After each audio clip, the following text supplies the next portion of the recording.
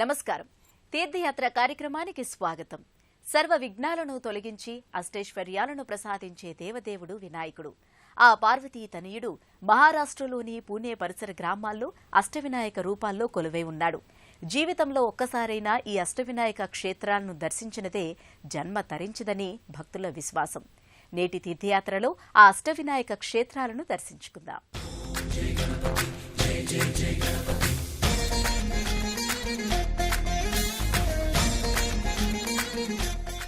అష్టవినాయక క్షేత్రాల్లో మొదటిది మోరేగావ్. ఇక్కడ వినాయకుడిని భక్తులు మయూరేశ్వర్ అని పిలుచుకుంటారు. ఈ క్షేత్రంలో స్వామివారు మూషికంపై కాకుండా నెమలిపై ఆసీనుడై ఉండటమే అందుకు కారణం. సిద్ధి బుద్ధి సమేతుడిగా కొలువైన ఉన్న ఆ సింధూర రూపధారిని మనసారా దర్శించుకుందాం.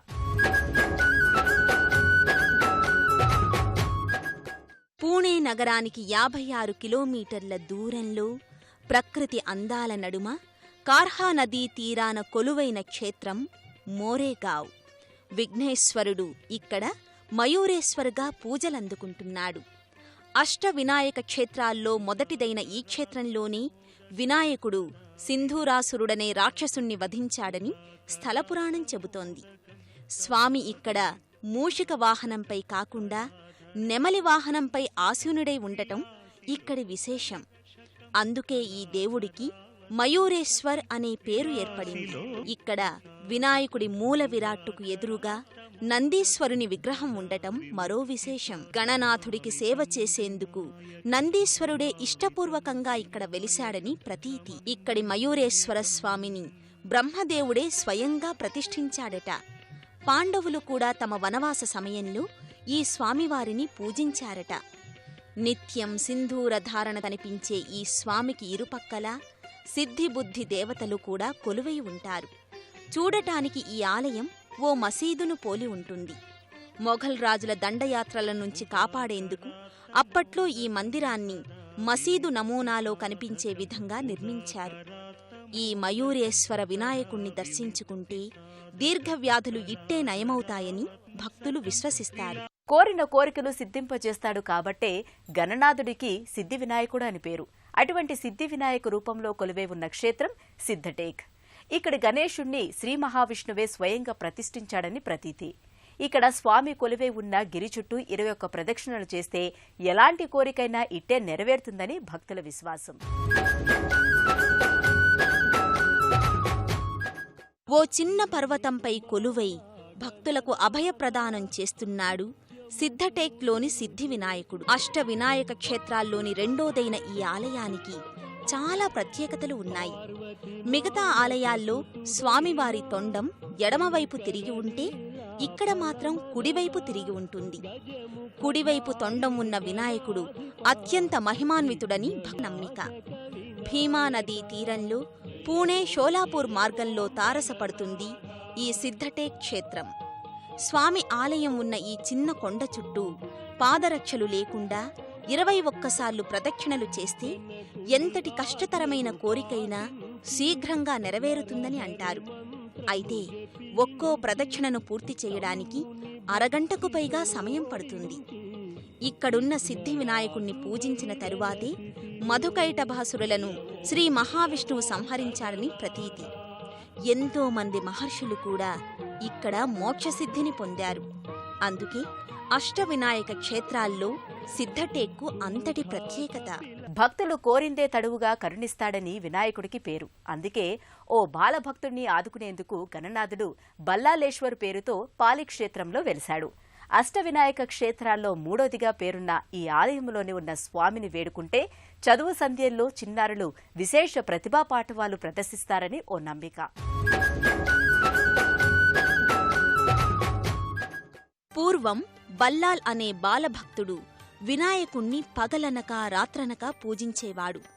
గ్రామంలోని మిగతా చిన్నారులను కూడా పోగుచేసి గణపతిని పత్రిపుష్పాలతో ఆరాధించేవాడు.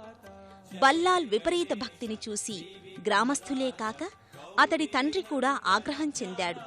బల్లాల్ను శిక్షించబోయాడు. అంతలో విఘ్నేశ్వరుడు ప్రత్యక్షమై బల్లాల్ను రక్షించాడు. ఆ బాలుడి భక్తికి మెచ్చి అక్కడే స్వయంభువుగా వెలిశాడు. వినాయకుడు బల్లాలేశ్వరుగా వెలసిన ఈ క్షేత్రమే పాలి. పూణేకు 111 కిలోమీటర్ల దూరంలో ఉంది దివ్యధామం. ఇక్కడ స్వామివారు 2 రూపాల్లో దర్శనమిస్తాడు.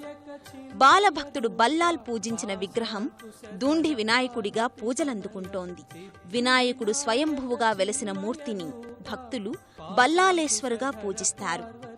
చదువు సంధ్యల్లో రాణించాలనుకునే చిన్నారులు ఈ స్వామిని పూజిస్తే విశేష ఫలితం పొందుతారని ప్రతీతి. ఇక్కడ స్వామికి ప్రతినిత్యం ఉండ్రాళ్లకు బదులుగా బూందీ లడ్డూలను సమర్పించటం మరో విశేషం. ఇటువంటి ప్రత్యేకత మిగతా అష్టవినాయక క్షేత్రాల్లో కనిపించదు. భక్తులు దుండి వినాయకుణ్ణి పూజించిన తరువాతే బల్లాల్ గణపతిని పూజించడం సంప్రదాయంగా ఏర్పడింది. మహాళ్లో ఉన్న 4వ క్షేత్రం వరద వినాయక ఆలయం. ఇక్కడున్న వినాయకుణ్ణి ఏ కోరిక అడిగినా వెంటనే తీరుస్తాడని నమ్మకం. అందుకే ఈ స్వామికి వరద వినాయకుడని పేరు. ఘృత మహర్షి ఈ వినాయకుణ్ణి ప్రతిష్ఠించాడని పురాణ ఐహిత్యం. ఈ స్వామి దర్శనం సకల శుభప్రదమంటారు. వరాలు కురిపించేందుకు వినాయకుడు వెలిసిన 4వ దివ్యక్షేత్రం మహడ్. పూణేకు 80 కిలోమీటర్ల దూరంలో ఉన్న ఈ క్షేత్ర ఆలయ సౌందర్యం భక్తులను ఆకట్టుకుంటుంది. త్రిపురాసురుల తండ్రి అయిన ఘృత మహర్షి కోరిక మేరకు వినాయకుడు ఇక్కడ వెలిశాడని స్థలపురాణం చెబుతోంది. ఇక్కడున్న మూల విరాట్టును భక్తులే స్వయంగా పూజించుకోవచ్చు. మిగతా అష్టవినాయక క్షేత్రాల్లో ఇటువంటి భాగ్యం లభించదు. ఇక్కడి స్వామివారికి భాద్రపద మాసంలోనే కాక శ్రావణ, కార్తీక మాసాల్లో కూడా విశేష ఉత్సవాలు చేస్తారు. సింధూర వర్ణంతో పర్వతాకారాన్ని తలపించే రీతిలో స్వామి ఇక్కడ కొలువై ఉన్న తీరు భక్తులను తన్మయత్వానికి గురిచేస్తుంది. స్వామివారితో పాటు శని, రాహుకేతు, శివకేశవ ఆలయాలను కూడా ఇక్కడ భక్తులు దర్శించుకోవచ్చు. ఇక్కడ నవగ్రహ పూజ చేయిస్తే దోషాలన్నీ తొలగిపోతాయని భక్తుల నమ్మిక. విఘ్నేశ్వరుడు చింతామణిగా పూజలందుకుంటున్న 5వ వినాయక క్షేత్రం తేయూర్. 3 నదుల సంగమ స్థానం వద్ద కొలువై ఉన్న ఈ క్షేత్రంలో వినాయకుడు చూడముచ్చటగా ఉంటాడు. సంతానం లేనివారు ఈ స్వామిని దర్శించుకుంటే వారి కోరిక త్వరలోనే నెరవేరుతుందని ఓ నమ్మిక. ముల, ముత, భీమా నదీ తీరాల నడుమ కొలువై ఉన్న వినాయక క్షేత్రం తేయూర్. కపిల మహర్షి వినాయకుడికి చింతామణి హారాన్ని ధరింపచేసిన ప్రదేశమే ఈ ఆలయం. అందుకే ఇక్కడి స్వామివారికి కూడా చింతామణి అనే పేరు స్థిరపడింది. పూర్వం ఈ క్షేత్రానికి కాదంబ నగరం అనే పేరు ఉండేదట. పూణేకు 22 కిలోమీటర్ల దూరంలో ఉన్న ఈ క్షేత్రానికి ప్రతినిత్యం భక్తుల తాకిడి ఉంటుంది. సంతానం లేనివారు ఈ స్వామిని వేడుకుంటే వారి కోరిక ఖచ్చితంగా నెరవేరుతుందంటారు. సింధూర వర్ణం, నిండైన రూపం, వజ్రఖచిత నేత్రద్వయంతో భక్తులను కరుణిస్తున్నట్లుగా కొలువై ఉన్న స్వామిని చూసిన ఎవరికైనా ఆధ్యాత్మిక ఆనందం కలుగక మానదు. ఓ అద్భుత గుహాలయంలో ప్రకృతి సౌందర్యం నడుమ కొలువై ఉన్న 6వ వినాయక క్షేత్రం లేన్యాద్రి. గణేశుడి బాల్యమంతా గడిచిన లేన్యాద్రి పర్వతమే ఈ గుహాలయం. ఇక్కడ వెలిసిన గణపతిని గిరిజాత్మజుడు అంటారు. అంటే గిరిజాదేవి పుత్రుడు అని అర్థం.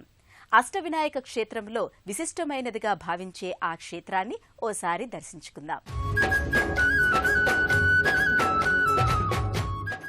కనువిందు చేసే ప్రకృతి అందాల నడుమ ఉన్న లేన్యాద్రి అష్టాదశ గుహల సముదాయంలోని 8వ గుహలో కొలువై ఉన్నాడు గిరిజాత్మజ వినాయకుడు. ఏకశిలతో నిర్మితమైన ఈ గుహాలయాన్ని చేరుకోవాలంటే 307 మెట్లు అధిరోహించవలసి ఉంటుంది. ఇక్కడ స్వామివారి మూర్తి కూడా మిగతా అష్టవినాయక క్షేత్రాలకు భిన్నంగా దర్శనమిస్తుంది. పగటి వేళల్లో సూర్యకిరణాలు నేరుగా స్వామివారిని తాకే విధంగా ఈ గుహాలయాన్ని నిర్మించారు. పూణేకు 94 కిలోమీటర్ల దూరంలో ఉన్న ఈ ఆలయం అష్టవినాయక క్షేత్రాల్లో విశిష్టమైనదిగా ఖ్యాతిగాంచింది. విఘ్నాలను నివారించే విఘ్నహరుడిగా స్వామి కొలువే ఉన్న క్షేత్రం ఓజర్. విఘ్నాసురుడనే రాక్షసుని బొజ్జగనపయ్య ఇక్కడే వధించాడని స్థలపురాణం పేర్కొంటోంది. ఇక్కడ విఘ్నేశ్వరుని వేడుకుంటే ఎంతటి పనులైనా ఇట్టే నెరవేరుతాయని అంటారు. అందుకే సుదూర ప్రాంతాల నుంచి సైతం భక్తులు ఈ స్వామిని దర్శించుకునేందుకు వస్తూ ఉంటారు. విఘ్నాసురుడనే రాక్షసుణ్ణి పార్వతీ తనయుడు వధించిన క్షేత్రమే ఈ ఓజర్.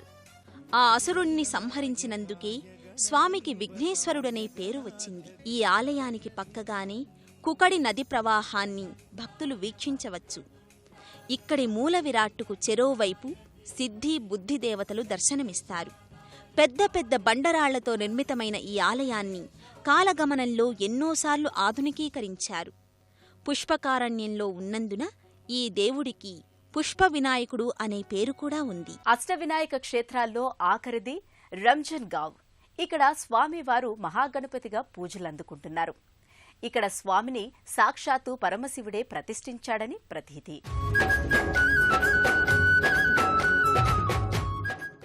త్రిపురాసురులను సంహరించడానికి ముందుగా పరమశివుడు ఈ క్షేత్రానికి విచ్చేసి విజయసిద్ధి కోసం వినాయకుణ్ణి ప్రార్థించాడని భక్తులు విశ్వసిస్తారు. అంతట గజాననుడు 20 చేతులతో 10 శిరస్సులతో మహాగణపతి రూపంలో ప్రత్యక్షమై స్వయంభూగా వెలిశాడని ప్రతీతి.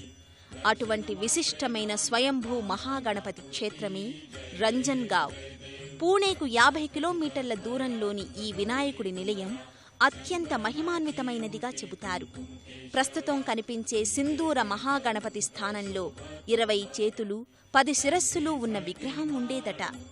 అయితే అది ఉగ్రరూపంలో ఉండడంతో దాన్ని భూస్థాపితం చేసి కొత్త విగ్రహాన్ని ప్రతిష్ఠించారు.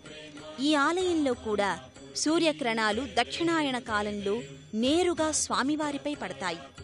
సాక్షాత్తు పరమశివుడే తన పుత్రుడైన వినాయకుణ్ణి ప్రార్థించాడు కాబట్టి ఈ రంజన్ గావ్ను మహామహిమాన్వితమైనదిగా శక్తిమంతమైనదిగా భక్తులు విశ్వసిస్తారు.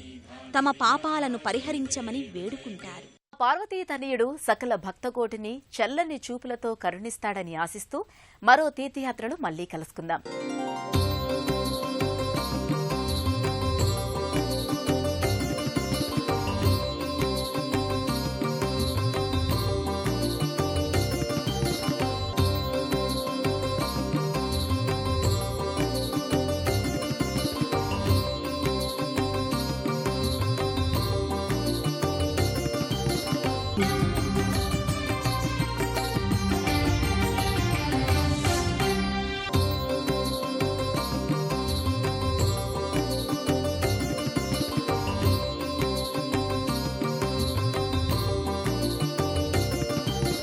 thank you